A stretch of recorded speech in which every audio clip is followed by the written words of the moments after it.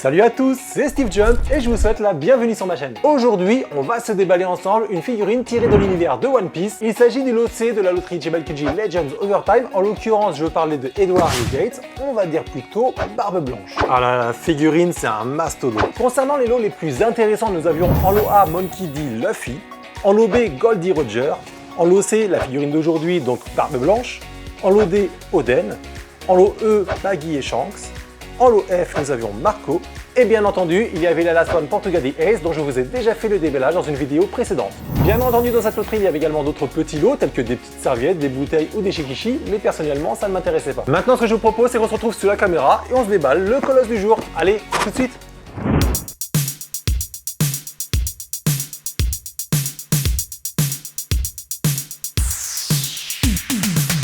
Sur le packaging, on a un Barbe Blanche qui est plutôt bien mis en évidence sur un fond noir pour bien le faire ressortir. Donc là, il est en train de porter un coup de lance certainement face à Roger. On voit que c'est une Ichiban Kuji Legends Overtime, forcément licence One Piece, Masterlize pour la gamme, Masterlize X-Piece. On voit également que c'est forcément du Bandai Spirit. On a le lot C, Edward Newgate qui apparaît ici. Donc là, ici, la boîte comporte un bandeau bleu. Latéralement, on voit exactement le même produit en face avant, mais cette fois-ci en plus petit. Sur l'autre partie, on le voit de profil. Je suis désolé de ne pas pouvoir vous montrer le produit mieux que ça, mais avec la caméra, c'est un petit peu difficile. Sur l'arrière de la boîte, il y a à nouveau le petit logo des Legends Overtime qui apparaît, les annotations habituelles. En dessous, c'est fond blanc. Et de l'autre côté, sur le dessus de la boîte, il y a une poignée qui permet de faciliter le transport de la boîte, ainsi que le petit logo de la Toei qui est collé juste ici. Maintenant, simplement, on enlève les petits scotch et on découvre le petit produit à l'intérieur.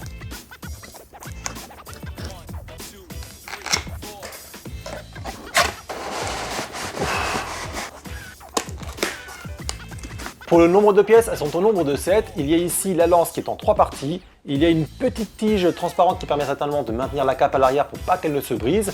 Nous avons un socle noir mat et également des jambes qui sont enclenchées dans le buste. Et le buste qui a pas mal de détails, c'est la partie la plus grosse en fin de compte de toutes les pièces que nous avons, mais il semble extrêmement bien modélisé. Maintenant, on va directement le retirer de son plastique ainsi que les autres pièces pour pouvoir le découvrir plus facilement. Oh là là, le produit est franchement fantastique, j'adore. Le mouvement de la cape en arrière, c'est ouf, hein, franchement, c'est hyper bien réalisé. Alors, au niveau de la notice, il notait visiblement que faut d'abord, alors je ne lis pas le japonais, mais j'ai un petit peu de logique, ça m'arrive. Visiblement, la lance se met qu'une fois que le produit est sur son socle. Donc, dans un premier temps, on va faire le montage. Alors, je sais pas comment je vais mettre les jambes sans casser quelque chose. Ah, je peux appuyer sur la tête, sur la partie haute. Putain, ça s'enclenche pas. Ah, si. J'ai peur de forcer de casser quelque chose. Non, c'est bon. Il n'y a pas de jointure à l'arrière ou pas trop. Donc ça, c'est parfait. On va retirer la lance. On va mettre ça. Alors ça se met dans quel sens? Dans ce sens-là. Voilà. Et il y a 2 trous à ce niveau-là, au niveau des bottes. Donc forcément, on va pouvoir maintenant enclencher sur le socle les bottes. Voilà. Alors, qu'est-ce que ça tient finalement? Ouais, c'est une sécurité pour la cape. Donc là, ça touche pas, mais j'imagine que dans le temps, ça peut s'affaisser ou alors certains produits, des fois, sont trop bas. Donc là, j'imagine que c'est pour vraiment rehausser la cape dans le cas où. Donc nickel, nickel. Ensuite, alors pour l'instant, on obtient ça, les amis. On va mettre maintenant la partie, alors de ce que j'en vois, d'abord, on part sur la partie du milieu qui se met directement dans les mains. Alors... voilà, l'arrondi vers le bas. Parfait. Ensuite, on met directement la lance. Et de l'autre côté, on met la partie basse. Bon, franchement, il n'y a pas trop de difficulté. Bon, nickel. Nickel. Donc là, on obtient ça. Bon là là. Fantastique, le produit est hyper bien géré, j'adore. On a voilà pas mal de petits détails, les proportions sont nickel, la lance très bien réalisée, je trouve, un effet métallique sur la partie haute. On a cependant des petites choses qui me plaisent moyen, ça j'en parlerai au niveau des couleurs, mais sinon c'est propre, c'est plutôt bien fait. On a ici un personnage qui a envie de se battre face à Roger, ça se ressent bien dans le regard, les dents serrées. On voit également qu'il y a pas mal de petits détails au niveau des vêtements, au niveau également de son cou. Regardez-moi ça, c'est super, c'est bien réalisé. Les petits plis au niveau de la cape, il y a pas mal de petits détails, des belles teintes qui sont choisies. C'est fantastique, franchement j'adore. Et le socle, moi, ne me dérange pas plus que ça. Bon, j'aurais préféré quelque chose de totalement transparent, je ne vous le cache pas, mais bon, ça gère bien. C'est pas trop hideux, on a vu nettement plus gros et nettement pire. Donc au niveau maintenant du sculpte, alors je vais prendre la petite baguette magique, voilà. On va commencer comme d'habitude par la chevelure qui part en arrière de par la puissance qu'il est en train d'émettre dans son attaque, avec de petites pointes tout au bout, pas mal de petits détails à l'intérieur. C'est assez bien géré je trouve, avec voilà des petites teintes qui viennent accompagner cela, on verra ça par la suite, mais c'est extrêmement bien fait. Une petite jointure ici, mais honnêtement, très peu voyante. Au niveau du visage, une petite veinellasse ici pour montrer vraiment l'état d'excitation, d'énervement du personnage, avec un regard voilà, plutôt bien réalisé dans la mesure où il est creusé et par la suite en fin de compte c'est peint simplement par-dessus. On a la moustache, bon très simple, hein, avec le nez qui part dessus. On a en dessous les dents extrêmement serrées. Alors il y a un petit sculpte quand même au niveau des dents, j'essaye de vous le montrer au mieux. Voilà, il y a un petit tracé qui a été réalisé quand même, avec le menton qui apparaît juste en dessous, qui est propre à celui-ci. On a ici les oreilles bien sculptées, voilà, la paume des dents ici, et un petit défaut de colle malheureusement, voilà, fallait que ça arrive également à ce niveau-là, mais c'est pas grave. Les petits nerfs qui sont tirés vers l'arrière et qui montrent bien en fin de compte la puissance qu'il est en train de mettre. Il est en train vraiment de mettre tout ce qu'il a face à Roger et c'est très bien réalisé. Les pecs légèrement déformés de par la position. Au niveau des avant-bras, un petit creux a été pensé pour montrer la délimitation entre le biceps et l'avant-bras. On a également l'apparence des petits muscles qui apparaissent au niveau intérieur et extérieur de l'avant-bras. Ici, le poignet a été sculpté, la paume de la main et on peut voir ici les petites articulations qui ont été pensées avec les ongles. Il a des grosses paluches, mais bon, en même temps, c'est le personnage. Dans One Piece, il y a ainsi. Les petits os ici qui sont apparents. Petite jointure ou pas? Je sais pas. J'ai pas l'impression que c'est une jointure. De l'autre côté, par contre, ici, on a une, c'est sûr. Voilà, mais honnêtement ça se pardonne largement parce que c'est à peine visible. Au niveau de la chemise, petite jointure ici, ouais, je sais pas. Si vous avez déjà ce produit, n'hésitez pas à me dire si vous avez également une jointure aussi voyante. Je trouve ça un petit peu dommage, mais bon, on peut penser que c'est dans le pli du mouvement de la chemise. Pas mal de plis au niveau de ses manches, voilà, ces manches qui sont retroussées ici et là. De l'autre côté, pas mal également de petits plis qui sont dans le mouvement de son attaque. La chemise ici baille un petit peu, ce qui nous laisse en fin de compte apparaître les pecs que je vous ai déjà présenté juste avant. À l'arrière, pas de gros plis apparents. On voit en fin de compte que la chemise elle est étirée vers l'avant, donc du coup on a la colonne vertébrale qui est un petit peu apparente, avec des tout petits plis sur les extrémités. Sur les parties latérales du personnage, il y a comme une petite couture qui a été pensée. La ceinture, quant à elle, part vers l'arrière, voilà, dans un mouvement qui est dû à l'attaque encore une fois. Franchement propre, avec des petits stries à ce niveau-là, également dans la ceinture, c'est plutôt bien pensé. Ensuite, au niveau du pantalon, pas mal de petits plis également, voilà, avec ici une couture qui est apparente, des plis très cohérents par rapport à la position du personnage, et on a comme ici une impression où les plis vont vers l'arrière, non seulement par la position de Barbe Blanche, mais aussi par rapport à l'attaque, qui fait que les plis vont en fin de compte dans cette direction.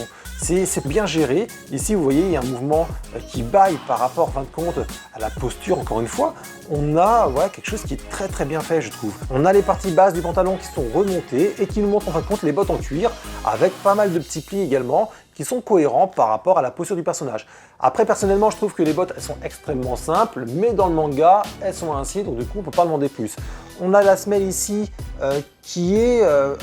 je sais pas, j'ai l'impression qu'elle est mal collée, mais je sais pas si c'est volontaire. Donc ça, ouais, je pense que c'est involontaire, c'est encore une fois un petit défaut d'usine. Donc là ici on a la semelle qui est certainement d'une pièce à part, avec le petit talon à ce niveau-là, et forcément le petit trou est en dessous également de l'autre côté, qui permet d'enclencher en fin de compte le personnage directement sur le socle noir qui est ici. Au niveau de la veste de Barbe Blanche, le travail est monstrueux. J'adore ce qu'ils ont réalisé. Ici, on a des petits reliefs sous forme de fleurs qui ont été pensés, des épaulettes qui ont été réalisées. Et on a vraiment cette impression de cuir qui est stressé par la tresse qui est à ce niveau-là. Les petites tresses qui sont tout autour, qui sont carrément dans le mouvement, encore une fois, de son attaque. On a également la cape qui part carrément en arrière, avec les manches qui partent dans tous les sens, pas mal de plis qui ont été réalisés, les petites broderies sur les côtés, c'est extrêmement bien fait, regardez-moi, c'est impeccable, franchement c'est impeccable, j'adore ce qu'ils ont fait. Ici les petits boutons en relief qui vont bien, et de l'autre côté donc les petites broderies. En dessous on a des petites fleurs qui ont été également mises pour montrer en fin de compte l'intérieur du manteau, sachant que celles-ci sont à peine apparentes dans la mesure où le personnage, une fois que vous l'exposez, je peux difficilement vous le montrer, franchement c'est chiant, je vais vous montrer ainsi. Une fois que vous l'exposez, que ce soit ainsi ou comme ça en fin de compte, c'est juste un détail mais on ne le voit pas. Donc ils ont vraiment voulu aller nettement plus loin dans la réalisation de ce personnage. Et pour ce qui concerne maintenant la lance, on a ici une impression vraiment d'acier, légèrement usé par le temps de ses attaques. Sur la partie basse, une sorte de petit serpent ou de petit dragon qui vient finalement détailler la lance de Barbe Blanche. Et en dessous, voilà, on a dans un plastique très simple, je trouve, la lance qui est réalisée. En dessous, un petit pochon qui a été fait, voilà le petit détail qui tue, avec une sorte de petite cordelette qui vient entourer. Et franchement, c'est nickel, c'est nickel. Rien à redire. Alors, au niveau des couleurs, on va commencer par la lance maintenant.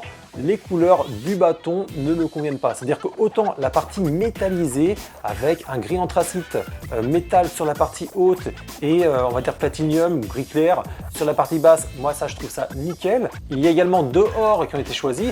Un or plutôt dense et un or plutôt clair qui viennent en fin de compte faire la partie métallisée. Par contre, pour la lance, on a un plastique brillant, ouais, c'est pas ouf. Sur la boîte, ça semblait un petit peu plus travaillé. Et là, ça, c'est le détail que je trouve un petit peu dommage. Maintenant, pour le petit pochoir à l'arrière, on part sur deux teintes. Voilà, un gris plutôt clair qui part sur du foncé sur les parties extérieures. Au niveau des bottes, on a quelque chose de marron satiné. Alors, attendez, j'enlève juste ça parce que ça me dérange. Hop, pour vous faire mes explications.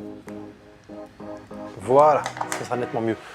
Donc, au niveau des bottes, je disais qu'on a un marron satiné qui a été sélectionné, sans plus de teint que ça, mais avec la lumière qui tape directement au niveau de la botte, on a cette impression de nuances qui apparaissent alors que ce n'est pas le cas. Donc du coup, c'est plutôt bien géré. Pour le pantalon lui-même, on a quelque chose de gris clair qui apparaît, alors c'est un gris légèrement jauni qui apparaît en fin de compte sur la base, qui remonte sur quelque chose d'un peu plus foncé et qui redescend au niveau des plis. De l'autre côté, la même chose. Vous voyez, c'est plutôt foncé, ça redescend encore une fois sur le fessier où là on a quelque chose d'assez clair et de l'autre côté on a exactement le même travail. Sur la partie arrière on a uniquement quelque chose de clair, sur la partie avant on a uniquement un vert qui est clair par endroits, un peu plus foncé encore une fois pour mettre en évidence la chemise et ses différents plis. On a l'intérieur de la chemise qui est travaillé de même façon.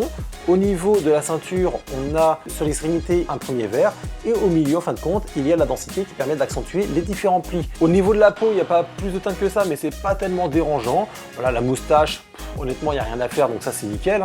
Au niveau de la chevelure, on est sur quelque chose de jaune qui remonte sur quelque chose d'un petit peu plus orangé au niveau des mèches. Il y a également le même travail qui a été réalisé sur certains endroits des différents stries des cheveux. Pour ce qui concerne maintenant le col de la veste, qui est juste...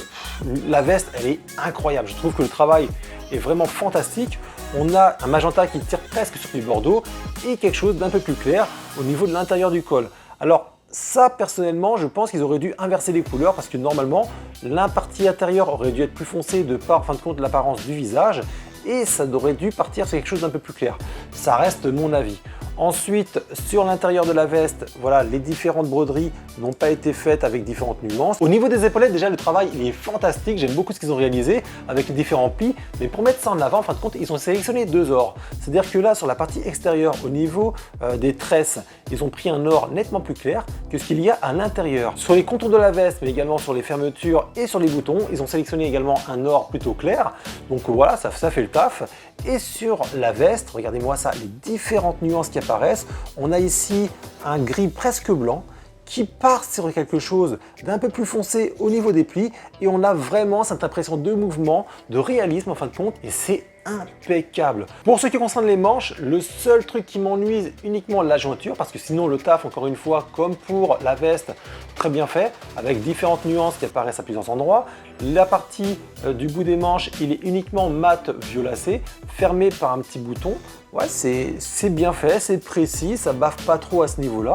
Ça j'aime bien. Malheureusement j'ai des petits défauts, j'en ai pas beaucoup parlé. Donc là j'ai des petits défauts de paint, des petites bavures qui apparaissent à plusieurs endroits. Donc ça je vous en ai parlé tout à l'heure il me semble. Voilà, des petites bavures au niveau du col. Mais honnêtement le travail dans son ensemble est plutôt acceptable.